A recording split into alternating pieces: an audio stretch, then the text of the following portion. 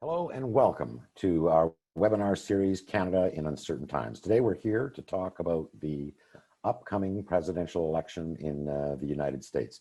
My name is Allan Gregg. I'm one of 38 principals at the Earnscliffe Strategy Group. Those of you who might not be familiar with our firm, we are a public affairs advisory consultant company with specialization in government relations, strategic communications, and public opinion research. Today, I'm joined by three panelists we're very lucky to have. Sarah Goldfeder, who is a former staffer in the U.S. Embassy. She is now resident in Canada and is our expert on trade and Canada-U.S. relations. Rick Anderson, who is a bi-coastal principal at Earnscliffe, working out of both the Vancouver and the Ottawa office. And our special guest, Rhod Shaw, who is the chair and a principal of the Alpine Consulting Group in Washington, D.C., one of the premier government relations companies in the world. Want to remind everyone there that there is a Q&A function at the bottom of your screen that you can ask questions either to an individual panelist or the panel as a whole. Sarah will be monitoring that for us, and I'll come to her a couple times over the course of the next hour, and she will direct those questions either to an individual or the general panelists. I want to start with you, Sarah. I mean, it's become almost a cliche in politics that campaigns matter. With electoral voter volatility the way it is, you know, voters will change their mind based on what the actors in an election actually do. We've seen conventions, Republican and Democrat. We've seen presidential debates. We've seen vice presidential debates. We've seen almost an entire White House contact COVID-19.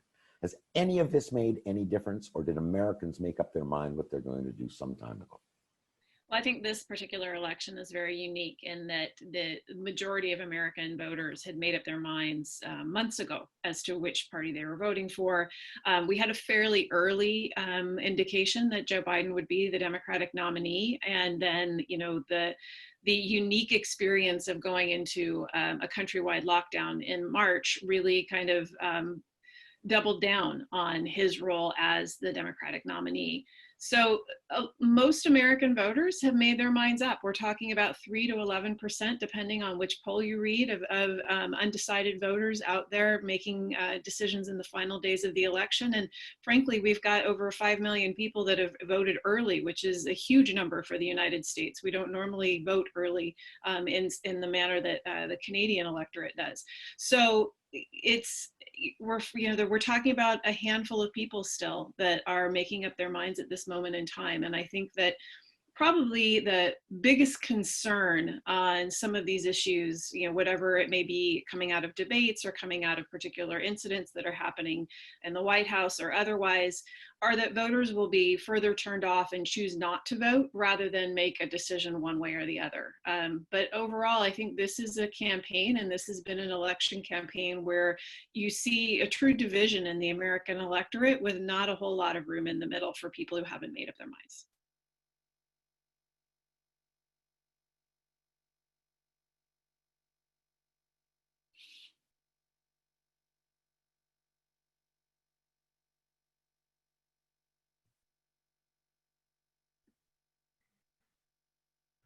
Sarah, did we lose Alan? We may have. While he's connecting, I would add one thing just to reinforce your point, which is I believe in the past, parties looked to try to actually take care of their base and then attract the middle. And in this election, I think what you're seeing is both teams look to energize and motivate their base to vote. And that's a very different thing. There's, as you said, very few undecided voters out there to begin with. But in addition to that, it's all about turnout. And whether that's with the mail-in ballot, which is kind of unique for the US system to be so dependent and relying on that or not. So you're right, there's few, but actually I would argue that's almost even by design at this point. The country has kind of aligned itself into two camps, and each party is now trying to figure out how to get the maximum turnout from each of those bases.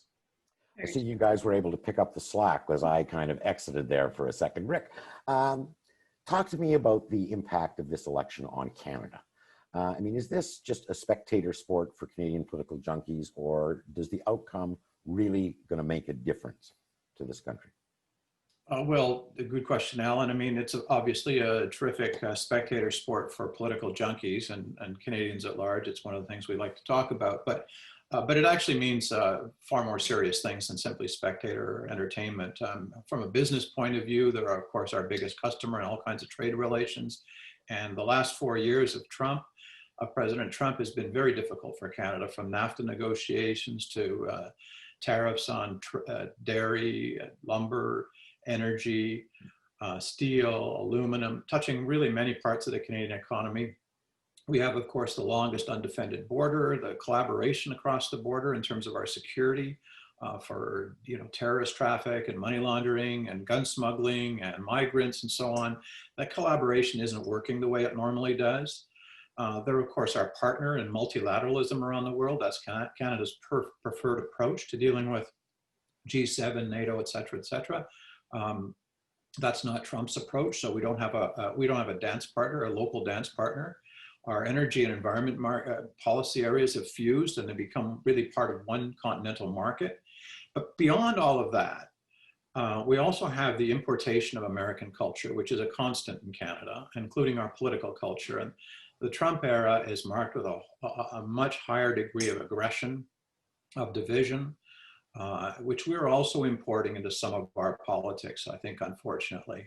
And just look right now, I mean, we're suddenly talking about policing reform and racism in Canada, not because we suddenly decided these were issues in their own right, as Canadians. I'm not saying that they're not, but because basically they're American issues currently top of mind. So we see all kinds of impacts here in Canada, both in terms of our economy, in terms of our society, in terms of our political culture. I'm going to bring in another special guest in a second, but first, Rhod, I mean, Canadians really have very little in the way of a frame of reference to understand how 42% of Americans could approve of Donald Trump.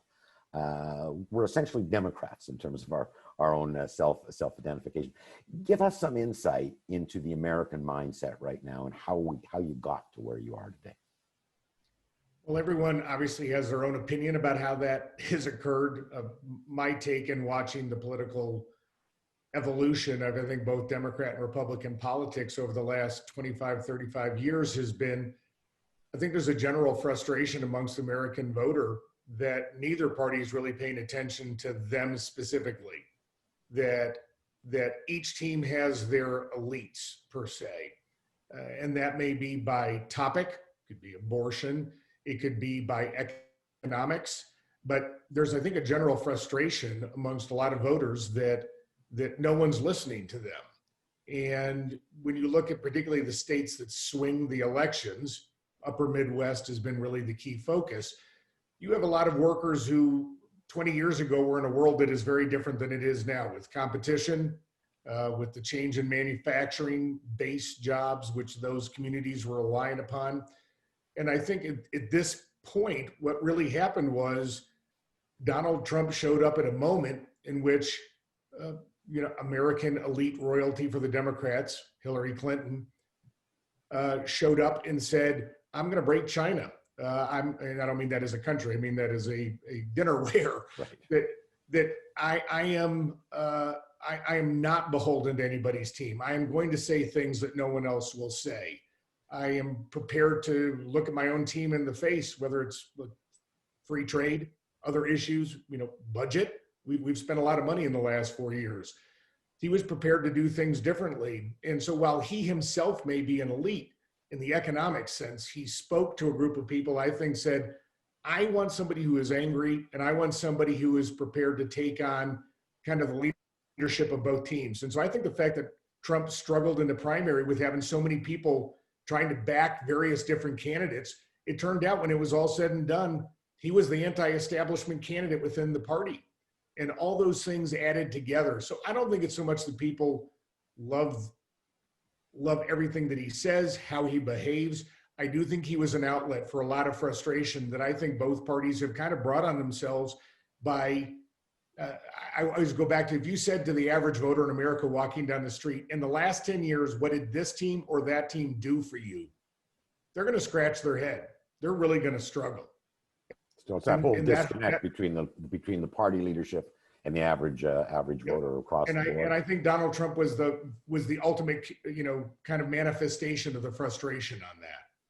Now, in a firm that's loaded full of political junkies, one stands out. Charles Byrd is the executive producer of this webinar series. We rarely see him on screen, but we've asked him to join us to walk us through some of the electoral college configurations. Charles also, in addition to being a real student of American politics, loves American history, but I've warned him in advance that if he starts quoting the Gettysburg Address or drawing parallels to how this election looks just like the Tilden-Rutherford-Hayes race in 1876, we're going to cut him off. So with that cautionary note, walk us through, Charles. I'm just going to scratch out a couple of talking points here. I was going to make reference to the 1876 election. Yes, we know you were. College wasn't on. We'll just leave that aside. But what I would like to do is bring up a map of the Electoral College, since it is very relevant to our purposes. And this is the current state of the race for the presidency, according to the website Real Clear Politics, which breaks down which of the states are likely to go either Republican or Democratic on November 3rd, based on current polling and how many Electoral College votes each state brings with it. And you'll see at the bottom right that the states are categorized and on the basis of whether they're leaning or heavy or solid, Biden or Trump. And likewise, the ones in gray are the so-called swing states, which are at the present not assigned to either campaign. And you can see from the electoral tally at top that the Democrats currently have a considerable lead in the Electoral College without factoring in the impact of the so-called swing states. Now, this slide shows the state of the race if you allocate all of the toss-up states on the basis of recent composite polling. And so this slide says that if the polls are entirely correct, which they rarely are, then the Democrats are in fact headed for a big victory on November 3rd. And this would also suggest that there will be considerable down ballot impact on House and senatorial races, and that this could remake the Congress in favor of the Democrats. And this would be something approaching a landslide. Now, conversely, let's assume that some traditionally Republican states stay Republican. And I'm thinking here, Texas, Georgia, North Carolina, Ohio, and Iowa. And remember, these were all states that voted for Donald Trump in 2016. Now, this makes for a much tighter race, wherein 6 states will ultimately decide the election, specifically Nevada, Arizona, Florida, Pennsylvania, Michigan, and Wisconsin. Now, on the next slide, we've given Nevada and Arizona to the Democrats, as current polling suggests may very well happen. And you'll see from the tally up top that this means the Democrats are only 26 Electoral College votes away from that magic number of 270 Electoral College votes needed to win, suggesting that the Democrats need only win 2 of the remaining 4 states, namely Wisconsin, Michigan, Pennsylvania, and of course, Florida. So that means the Democrats can actually get to 270 without winning Florida, which is not something that the Republicans can say. The Republicans under this scenario are actually 51 Electoral College votes away. So they have to win not only Florida, but 2 of the remaining 3 states. Now, again, that's premised on Nevada and Arizona both going Democratic. So let's say, for the sake of argument, that Arizona goes Republican while Nevada stays Democratic, which is an entirely plausible scenario based on past voting and current polling. And you'll see how truly close the race becomes, with 233 for Biden and 230 for Trump. Now, in this scenario, the Republicans win the election if they can take Florida and 1 of either Pennsylvania or Michigan. The Democrats win the election if they can take Florida and 1 of either Pennsylvania and 1 of the 3 remaining states. So the Democrats, because of that 3 vote margin in the Electoral College, the Democrats actually have a bit of a tactical edge in that regard. But it's entirely possible, again, based on past voting practices, that Florida could go Republican, Wisconsin could go Republican, Michigan could go Democratic, and Pennsylvania could go Democratic. And if that happens, you have a dead tie in the Electoral College of 269 votes for Biden and 269 votes for Trump. Now, in such an instance, the vote would be thrown to the House of Representatives, which, pursuant to the US Constitution, each state would have one vote in determining who the next president of the United States will be. Now, we're not saying that this will be the result or even that it's a probability, but this is an indication of how truly close this race is. Alan? Thanks a lot for that, Charles. That's very, very helpful. It gives us all the same kind of context. I mean, Charles touched on the polls, Sarah. I mean, most are showing that Biden with a lead anywhere between 8 and 14 points. By any traditional measure, that's a blowout and a landslide. But as Charles did, all those polls are also accompanied by a cautionary tale of remember 2016. No one really saw this coming. But a lot has changed since 2016. We've had 4 years in the interim. What's at play today that wasn't in the last presidential election? Well, I think we're smarter about how we think about the polls, how we think about polling. I think that there is a lot of attention paid in the 4 years since the last election to, what Americans that don't necessarily respond to polling, that aren't in city centers, that aren't normally the Americans that are reported on, what they're thinking. And so I think that there was a bit of a wake-up call in the United States after 2016 to think about the electorate as a whole, and not just the people who are actively participating in the discussion, but those that might be listening or have tuned out but still have a vote and still want to exercise it. And so I think that there was a bit of an awakening on how we think about the American electorate. But that said, I think, a lot has stayed the same. We're still in a period of, deep divisions in the United States, and we're still in a period where there's a significant amount of unrest, and there's racial issues that have, really been foundational to the political discussion in the United States from the very beginning. And so those issues are still there. I think that even with the instance of the pandemic and the prevalence of mail-in voting and the discussion on voting fraud, a president that is, not necessarily conventional in the way that he addresses the American people, all of those things have come out, have become part of our environment in the last 4 years, but the division remains. And I think that that will probably remain as something that is reflected in the results of this election, that, having the notion of having one America united under one president is probably something that's very, very far away. You want to add to that at all, Rhod? I mean, in 2016, Donald Trump was the apprentice guy. Now he's the president of the United States, and we've seen a side of him that we didn't see on NBC. Well, I discount all national polls because it's irrelevant, right? It's the Electoral College. It's everything Charles just went through. So actually, when you say an 8 to 10 point lead, well, that's factoring in New York and California. So, those states are not in play. What really matters is what is the polling number in each of the swing states that you really identified. And the key ones are those 3 across the Midwest, Michigan, Wisconsin, Pennsylvania, and Florida. Pretty much the same as in 2016. And to that point, in 2016, Clinton had basically very similar leads at this point in those key states. On the night of the election, the exit polls, not polling, but talking to real people walking out of the polls at 7 p.m. in Florida, they had Hillary up 5 points. She lost. In Michigan, an exit poll, last chance for the public to, kind of get a general number until the count was in. She was up 5 and she lost.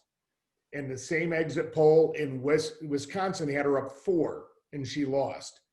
So I think anybody taking a look at the national polls is probably looking at something where the telescope is too broad. And I think you've got to go down to a microscope to look at those states. And then I think you've got to look at the fact that whatever the polling was, it was tight in those states and it was wrong in each and every one of them. So that's the way I guess I look at this. Is this feels much closer to me, not by popular vote. I think by popular vote, this is going to be a a very large margin. But I think when you talk about electoral college vote, I think it gets very close. Sarah, you've been monitoring questions from our listeners. Is there anything there that you want to bring with the panelists? Yeah, there are a couple of excellent questions that have come in. One specifically that I want to address, that there's the notion, and I'm just going to use the language that the questioner has asked. If we're to accept the premise that it took an Obama to make a Trump, will a possible Biden-Harris administration catering to the far left correct the political pendulum back to the slightly right, left, center? And what does that foreshadow for 4 years from now when we're back at it again? Who wants to take that up? Rick, you want to give that a go? You're on mute. You lost $10. I was changing it when you said that. I don't, maybe $5. Your lips were moving. I think this importation of political culture is one of the most important things, as I mentioned earlier. And that only about 20% of Canadians support or approve of or admire President Trump or Trumpism. But that's roughly 40% of conservative voters. So it's actually quite a big factor in how in the internal dynamics of the National Conservative Party, and frankly, a problem for it. Because it's hard, as the Republicans have shown, to unite that aggressive kind of divisive, nationalistic, isolationist version of politics with more moderate republicanism, which it also is within the Canadian conservative movement. So I think we have a big stake in this. If you take just a look at the issue that preoccupies both countries these days, the COVID pandemic, basically America is in chaos on that. Canada, we have our usual pushing and shoving amongst federal and provincial governments, but less so than we normally do. There's a higher degree of collaboration than we usually see in Canada. But we're sharing a continent, and we've basically got a mostly closed border for most people with the United States, which is really quite unusual for us. And when we look across there, the president's talking about the treatment he just received. Canadians are onboarding that too, and saying, why isn't that treatment available to us? Just like, assuming it's judged to be a successful treatment in the end. I think that we really have in Canada a need to. We have an aspiration that America gets back to quotes unquote normal, which is not going to be what it was before Trump. Things have changed, but we also need to be prepared to kind of carry on mostly on our own in this continent on all kinds of policy fronts where we're used to collaborating. Rhod, we've talked about the Electoral College. We've talked about the national polls. At this juncture, is anyone trying to persuade the other guy's voter to switch over, or is it now just entirely a game of turnout motivating the base? What's the path forward to victory for these two sides? It's about motivating the base. I'll give a couple of numbers that I think are instructive for the election. One of Donald Trump's greatest margins is with non-college educated whites. He has a massive margin in 2016, and that's carried forward in polling. I think one of the things they're looking at in this election cycle is there were 4.9 million of those who did not vote in 2016. There are only 1.5 million college-educated whites who did not vote in the key states that he is looking at this point. So if you're him, you're looking around going, how hard is it to keep my base and find people in the middle versus how many of those 5 million people can I motivate to go vote? And so I think each of them have looked more and more towards their base and getting 100% of their base to vote. And can they expand their base not by moving to the middle or finding centrists, but actually by trying to actually claw in people who have felt outside the system. So I think that's a lot of what's happening at the moment. Sarah, I think we've all sown enough doubt that this is going to be an easy election to call. So walk us through both scenarios. Trump wins, Biden wins. What's Canada-U.S. relations like under either of those two scenarios, or both of those scenarios, more to the point? Well, I think it's important to, in my mind, I tend to divide a number of issues into two buckets. You know, what changes between administrations on the Canada-US front and what stays the same. And the bucket for the what stays the same issues is much larger than the bucket for the issues that actually change. So I think, you know, both on the positive and the negative side, there are a number of issues on the Canada-US relationship that really survive intact, so to say, regardless of who wins. So, you know, will we have a resolution to the softwood lumber dispute if there's a Biden administration? Likely not. No more likely than than under the Trump administration. Will there be a resolution on some of the hardy perennial trade issues in general that tend to plague the U.S.-Canada relationship? And those tend to be apartisan. And in fact, most of the issues that we manage as two countries are not necessarily things that come up and part of a partisan discussion.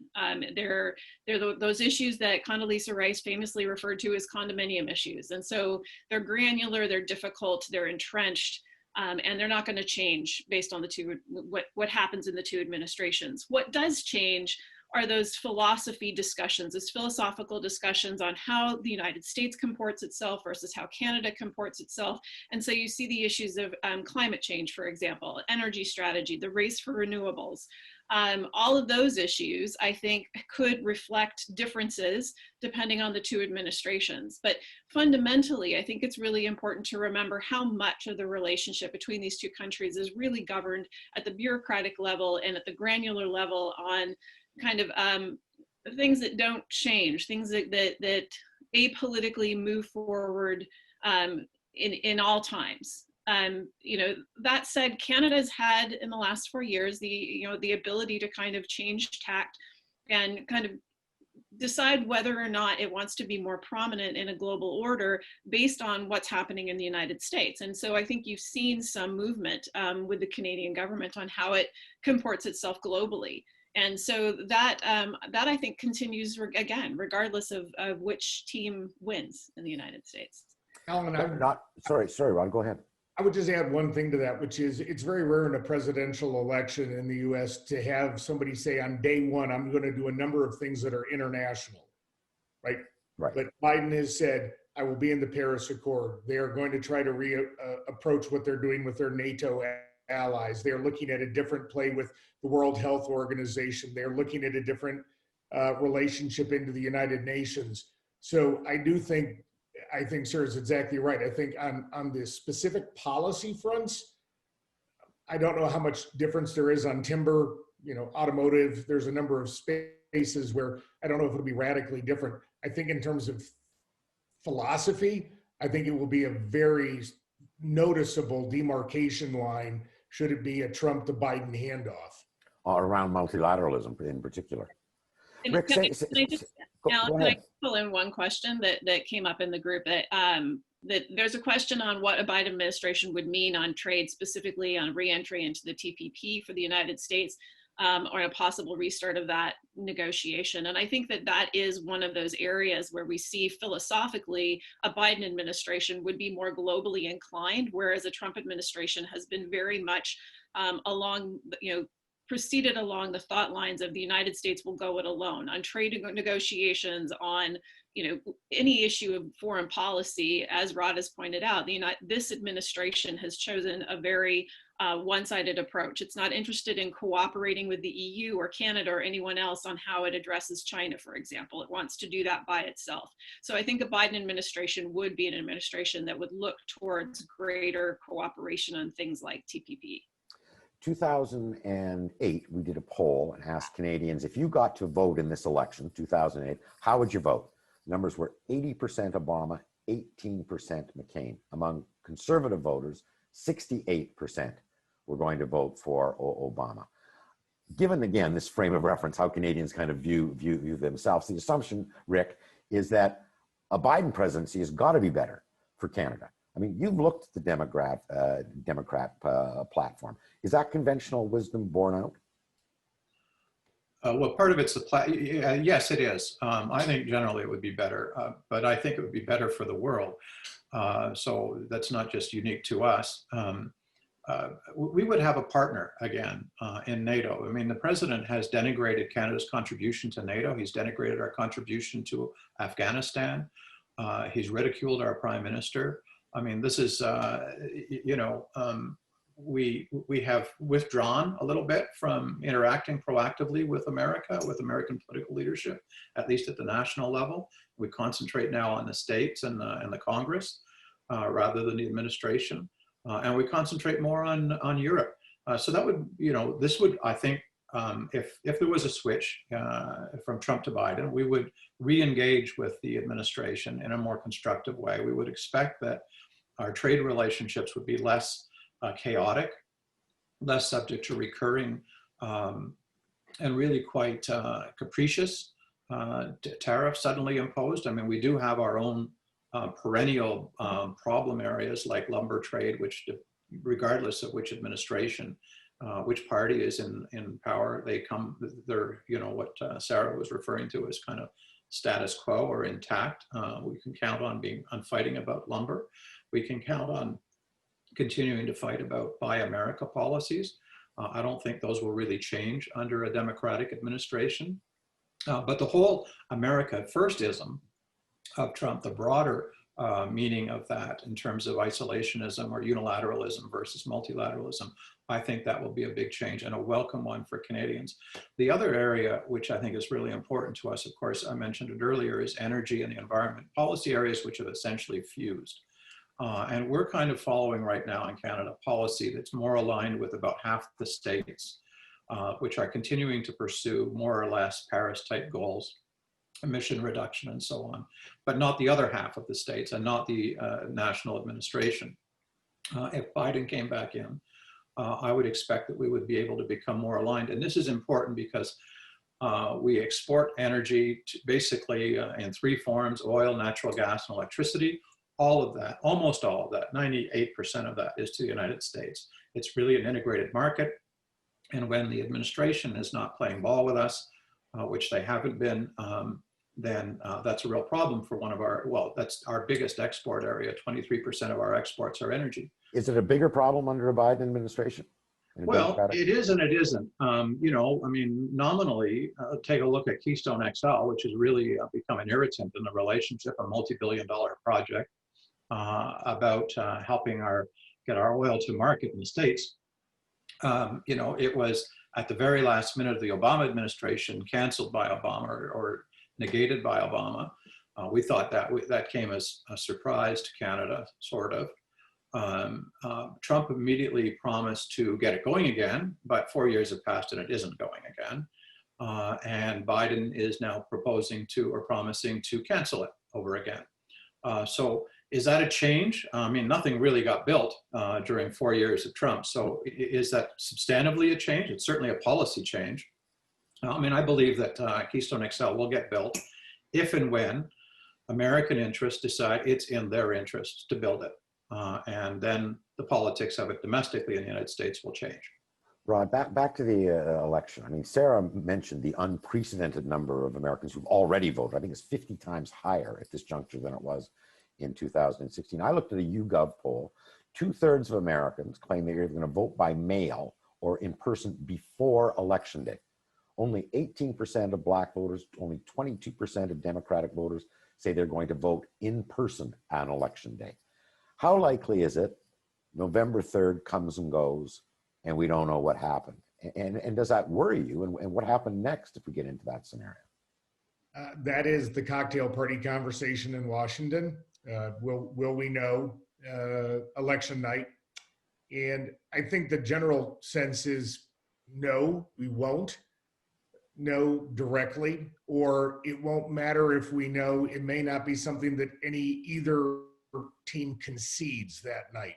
It may be that we can look out onto the CNN screen and see the results, and people could see somebody is up with 300 electoral college, but the margin in the states are so close, you're going to wait for the recount. So maybe you kind of do know the answer, but you're not going to know the concession until some later time. There is a lot of trepidation on both sides about what happens the day after, the night of. This is, I think what has happened in the Trump era is the Band-Aid underlying a lot of American social issues has been ripped off, and everybody is now raw and exposed. And, you know, when you see the news yesterday about what was the threat on the governor of Michigan's life to be kidnapped because of her policies, how she's running the government, that really isn't something you would have ever expected to see in American politics. When it happened yesterday, that's not even front page news now. It's just part of the story of how angry people are. And so, you know, the Republicans will point to what's happening in Portland, Oregon on the city blocks there, and Democrats will point to what happened with Governor Whitmer, and everybody can point to how raw everyone is. And there is a sense that the outcome of the election is going to give people the justification to be very angry. And that may show up in violence, that may show up in protests, but it, you know, when the president won't say, yes, I'm going to follow the outcome of the election, I guarantee I will accept the results, there's lots of caveats to that. That's just not something we've ever heard before. There was a great exchange I saw online going around about when Dole and Kemp were asked, what do you think about your opponent? And he said, my opponent is not my enemy. They are my opponent. We have different views. I think right now the American public views anybody who doesn't think like them as an enemy. And that has been the change. And I just want to say one thing, if I could, about why I think that has happened. And that is, I believe the internet in American politics has been an accelerant of self-interest. That we now don't have a Walter Cronkite that unifies America with one set of knowledge, one set of data, one set of opinion. Now everyone goes to their own base. I can find the news that reinforces what I believe. I can find the way to support the candidates around the country that think like me. So if I live in Idaho, I can find the candidate in Florida that will talk and act like I do. And so what we have learned is we have learned how to campaign in the internet age. We have not learned how to govern in it yet. And I think that accelerant is what is actually why the outcome of the election is so concerning to people about violence or just whatever the negative reaction will be, because we aren't going to come together and say, all right, this is our healing candidate, regardless who wins. Oh, we've now come to accept this. We're going to each find a way to point out what we didn't like. Every debate that's been polled so far, the undecideds all say the same thing, which is, I'm not moved by anybody here. I still kind of see, you know, what I like and what I believe in each of the candidates. So if you're a Democrat, you think Biden and Harris have done wonderfully. And if you're a Republican, they both think Trump and Pence have done wonderfully. It's hardly moved a soul. Sarah, you want to go to the listeners' questions there? I do. I have, there's a couple that were kind of addressing what Rhod just spoke to, and I'm wondering if perhaps Rhod, you could also address the role of the Supreme Court in a disputed election and what happens in the days and how long we think that process would take after November 3rd. How long could it be before we have an answer? Well, it's terra incognita to a certain degree for the country. So I'm going to start with the ever popular answer of, I don't know how long it would take, how it will play. I do know actually both teams don't want it to go there. Nobody wants to end up having to believe that it's going to ride on the decision of the Supreme Court to pick the president of the United States, in essence. That doesn't really help anyone who wins feel like they have a mandate or national buy-in. You know, it is, I'm not even being flippant when I say I don't really know, because there are things set in the Constitution for deadlines, right? The Electoral College has to report December the 14th. The Congress has to meet to count the votes on a given date. The president has to be set and sworn in on, you know, January 20th. There's little direction in the Constitution outside of those deadlines as to how quickly somebody else like the Supreme Court would have to rule. So depending on, is there only one suit? How many different people are going to sue? Are states going to sue? Are the parties going to sue for recount or revisions? I don't think there's an easy answer. Now, again, you know, I'm a geologist by training, not a lawyer. So I also can say maybe there's a lawyer who knows better on constitutional law. But in general, when you talk to Republican and Democratic senators, Republican and Democratic House members, Nobody wants to see it go to the Supreme Court, and nobody is really confident how that will play itself out. Is there anything else there, Sarah, that you want to bring to the panel? There is an interesting question as well, and maybe this is something that Rick would want to take on. How or the markets might react to an election result that was either Trump or Biden, and specifically Biden. How would the markets react to a Biden administration, and to what extent would a Democratic administration pursue antitrust policies and pursue different fiscal policy than the current administration? $20 now. Again, yeah. Sorry. What a great question. So what's been going on in both fiscal and monetary policy, I think a lot of people think is essentially unsustainable. Trump has been whipping the Federal Reserve to be very, very easy on money, and Congress is spending absolutely unimaginable amounts of money. They toss around trillions the way they used to toss around tens of billions. And the American deficit is way out of control. I assume that any president that succeeds Trump, whether it's a future Republican 4 years from now, or even Vice President Pence in a shorter time frame, or Biden, is going to try to figure out how to work with Congress to bring the deficit, under control is kind of really impossible to imagine, but at least closer to something normal, which will have a deflating effect on markets. Trump knows what he's doing, letting all this money get spent, encouraging all it be spent. So it's really kind of inflated the stock market. It's created asset bubbles in real estate and stock prices and all kinds of distorting effects. So, and likewise, the pressure to keep interest rates low has caused problems in the bond market. So I think there's going to be some pretty big adjustments in the markets.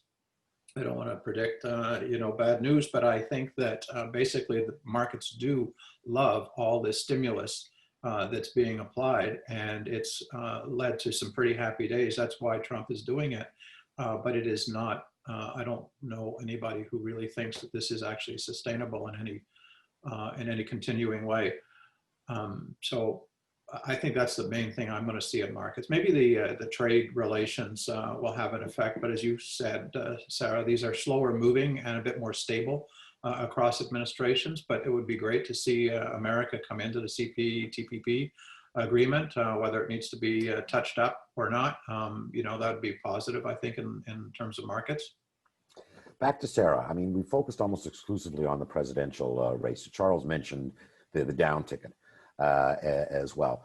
What happens if the Senate flips? I'm assuming that the House will stay Democratic under the current kind of polling that we're seeing. Any issues become significantly more problematic or more high profile for Canada with the Democratic Senate? Well, I think that not necessarily. What I do think would be interesting to see, we have a Democratic administration in the executive branch aligned with a democratically controlled House of Representatives and Senate. You're going to have a far different environment than even we were used to in the last half of the Obama administration, when, and this is what normally happens in the first 2 years of a new president. You have usually an aligned legislative body, and then the legislative body in the first election after that tends to switch to the other party.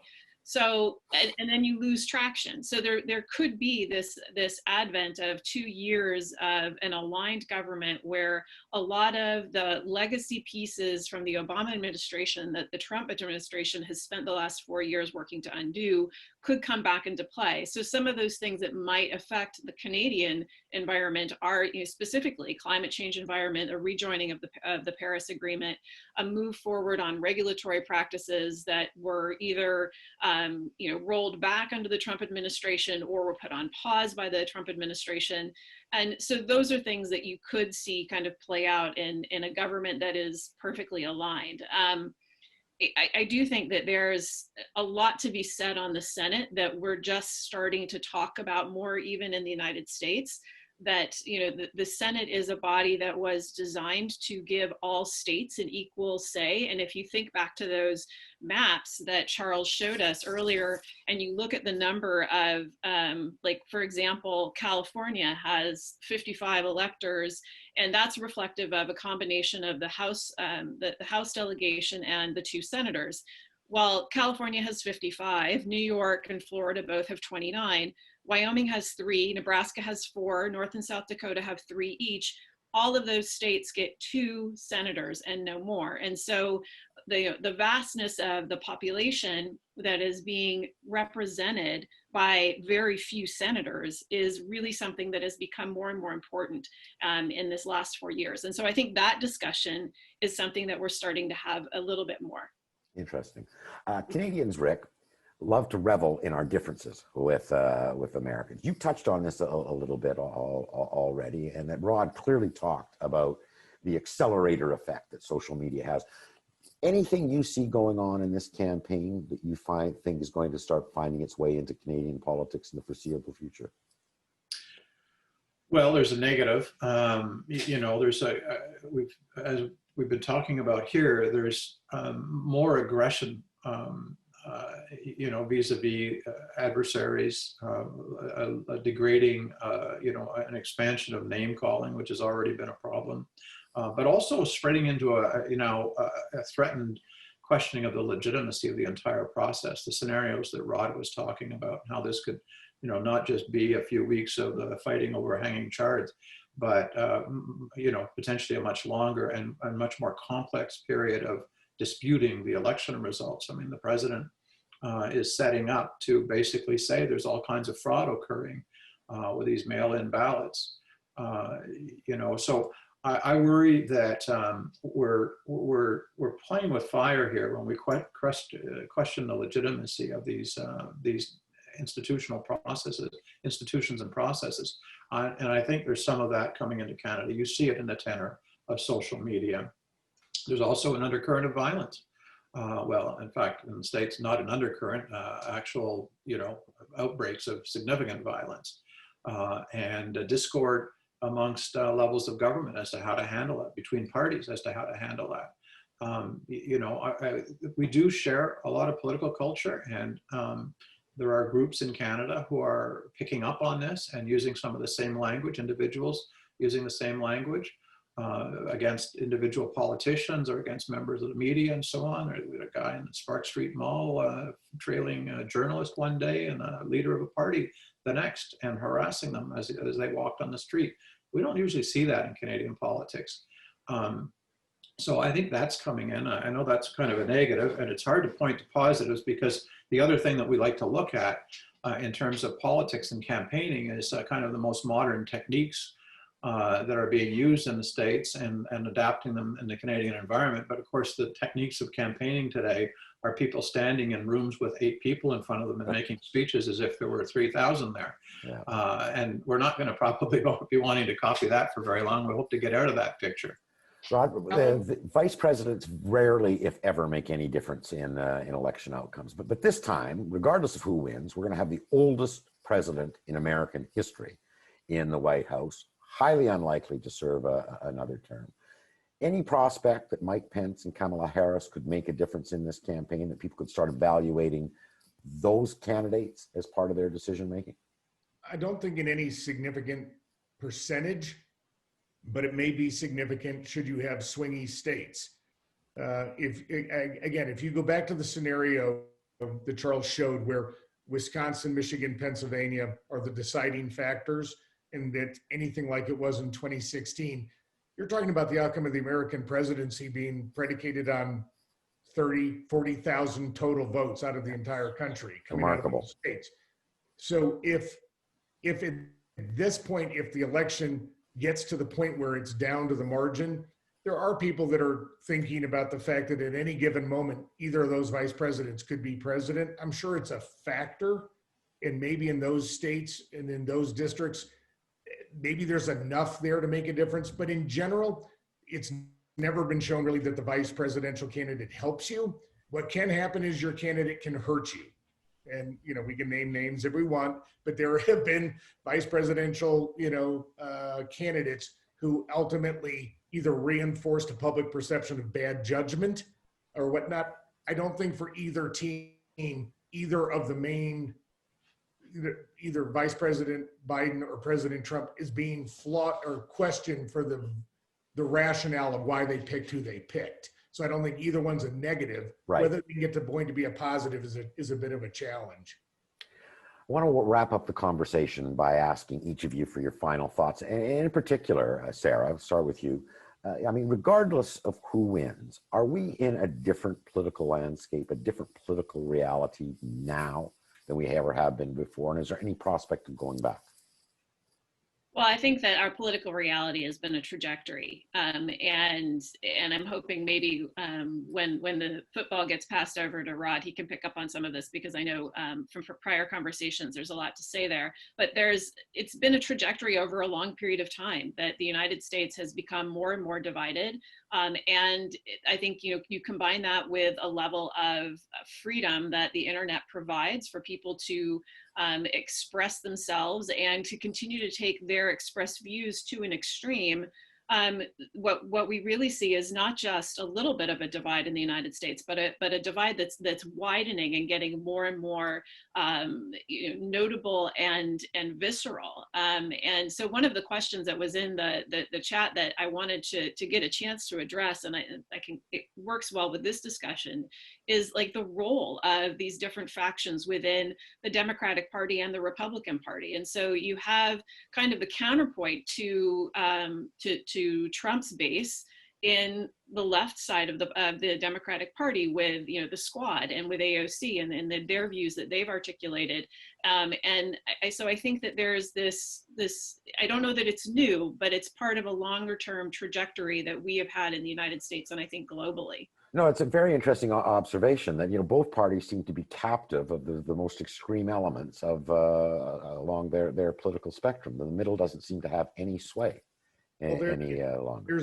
There's a good reason for that, right? So it's called follow voter turnout and money, which is right now the internet can raise more money for a candidate than you could ever do on your own. They don't have to go do fundraisers now, because as long as Act Blue, for example, decides it loves Allan, you could wake up 2 days later and have $3 million in your bank account in contributions from people making $25 donations.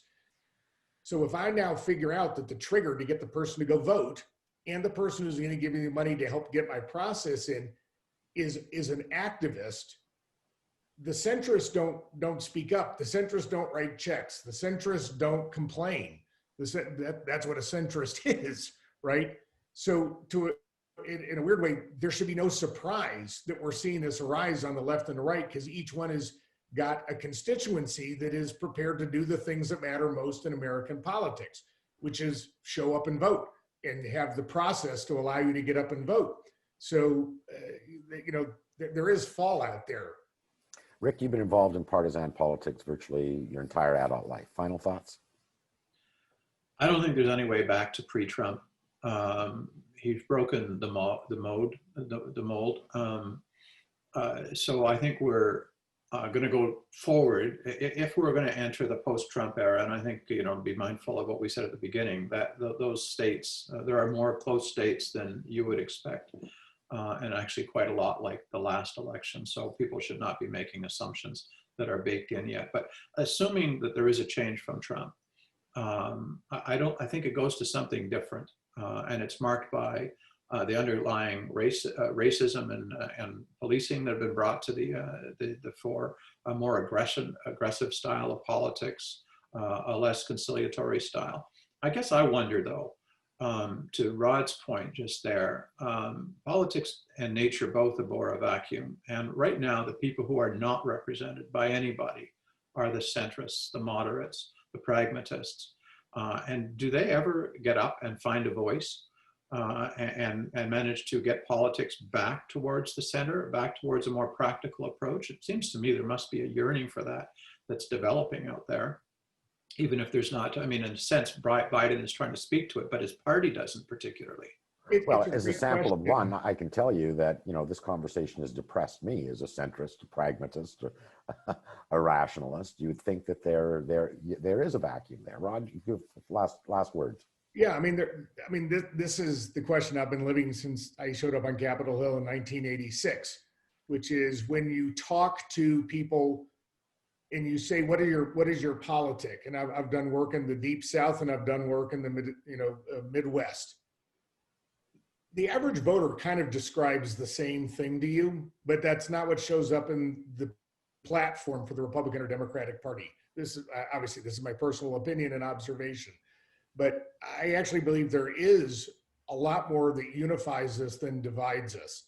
But that's not what actually propels American politics at this point. It's impossible to be a third party and win here, right? It's just, we're not structured that way. It's not the way the primaries, it's not the way the balloting works, it's not where the infrastructure works. So it's very hard for the middle to actually both find a voice and be effective. And that's the challenge. I do also, Alan, I know you're tight on time. I do want to offer one final thought in terms of trying to capture the American situation right now, which is there is something I think unique right here. And that is, for the first time ever, who you vote for is deciding who your friends are. It is the first time you are deciding what you think the character of your colleagues, your friends, your neighbors are. In the past, you might have had a difference of opinion, but you would have accepted the outcome, and it was just one factor in the relationship you had with your fellow citizens. I would argue what is really amazing about 2020 right now is how the battle lines are drawn on an individual basis. If you were wearing a MAGA hat, there are people that used to be friends of yours that are not going to be friends with you today. If you are walking around with a Black Lives Matter t-shirt on, there are people that were friends with you the day before that are not. Those lines have become so personal, so individual, and they are now viewed as not just political statements, they're statements of character, that each side is looking at each other with a lot of disrespect, disbelief.